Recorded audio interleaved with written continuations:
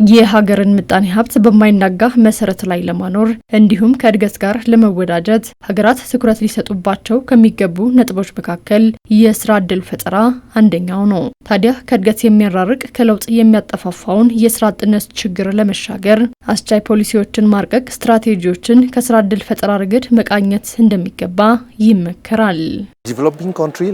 እንደ አፍሪካ ላለን ታዳጊ ሀገራት ዘላቂ መፍትሄ ሊያመጣ የሚችል ስትራቴጂ ያስፈልገናል። ይህ ስትራቴጂም የማህበረሰብን ሕይወት ሊያሻሽሉ የሚችሉ የስራ ዕድል ለመፍጠር የሚያግዙና ምቹ ከባቢን ለመፍጠር የሚያግዙ ሊሆኑ ይገባል። የስራ ዕድል ፈጠራ በአጋጣሚ የሚፈጠር ጉዳይ ሳይሆን ታስቦበት፣ ታቅዶ፣ ታልሞ ከመጀመሪያውም በፖሊሲዎቻችን፣ በፕሮግራሞቻችን፣ በፕሮጀክቶቻችን ታቅዶ ሊሰራ የሚገባ ስራ ነው። ስለዚህ ፕሮጀክት እንደምንተገብረው ፕሮግራም እንደምንተገብረው የስራ እቅድም በራሱ ግብ ሆኖ ማለት ነው። ልክ ፕሮጀክት አንድን ውጤት ለማግኘት ግብ እንደሆነው የስራ ዕድል መፍጠር እንደ መንግስት የኛ ሀገር መንግስትም እንደ ግብ ይዞ የሚሰራው ስራ ነው። ስለዚህ በፖሊሲዎቻችን በፕሮግራሞቻችን አስቀድመን አቅደን ማለት ነው። የስራ ገበያው የሚሻው ክህሎት ከባለሙያው ብቃት ጋር አለመዛመድ ሌላኛው የስራ አጥነት እክል እንዲስፋፋ የሚያደርግ ማነቆ ነው። ይሁንና ሀገራት ጊዜው የሚሻው ክህሎትን በመለየትና ዜጎችን በማብቃት የስራ ገበያው የሚሻውን የበቃና በክህሎት የካበተ የሰው ኃይል የማፍራት የቤት ስራን በትኩረት ሊሰሩ ይገባል።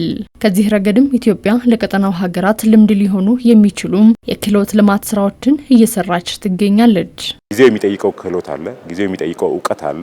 ይህንን ከታች ጀምሮ በልምድ ከሚገኙ ሙያዎች እውቀቶች ጀምሮ መካከለኛ ደረጃ ያሉ ክህሎቶችን እንደዚያም ከፍ ባሉ ደረጃዎች የተለያዩ ቴክኖሎጂዎችን በመጠቀም ጭምር ክህሎት ማሳደግ አንዱ ትልቁ ስራ ነው።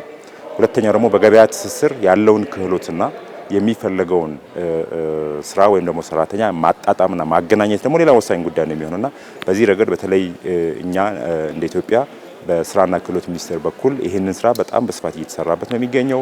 በቴክኒክና ሙያ ማሰልጠኛ ማዕከሎቻችን ሊሆን ይችላል፣ በከፍተኛ ትምህርት ተቋማት ሊሆን ይችላል። እነዚህ ስራዎች የዜጎችን ክህሎት የማሳደግ ያሉ ደግሞ ክህሎቶችን ያሉ እውቀቶችን ከስራ ጋር የማገናኘት ስራ በብዙ መልኩ በስፋት እየተሰራበት ያለ ስራ ነው። ወሳኙ ጉዳይ እሱ ነው የሚሆነው ማለት ነው። ዘመንን የዋጀ ጊዜን የተከተለ እሳቤና እርምጃ የእድገት ማማን ለመቆናጠጥ የሚደረገውን ሩጫ ያፋጥናል። ከዚያ ሲሻገርም የስራ ፈጠራን ያሳድጋል።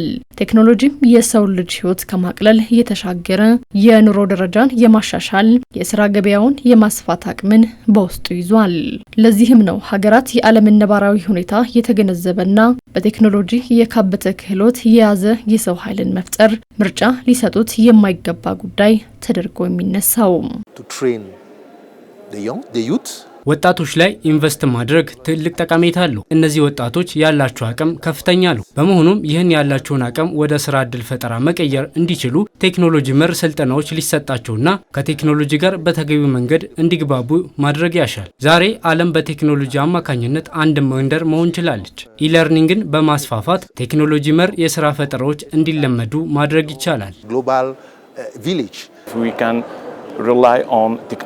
ቴክኖሎጂ ላይ ከተንጠለጠልን የስራ ገበያውን ማስፋት እንችላለን። በተለይ አሁን የምንመለከተው የቴክኖሎጂ ልዕቀት እጅግ አስገራሚ ነው። ለአብነት ብናነሳ ሰዎች በሰው ሰራሽ አስተውሎት ታግዘው ታሪክ እየሰሩ ይገኛሉ። እኛም ታዲያ ዘመኑን ተጠቅመን የስራ አጥ ቁጥርን ለመቀነስ የቴክኖሎጂ ፈጠራዎችን ልናበረታታ ይገባል።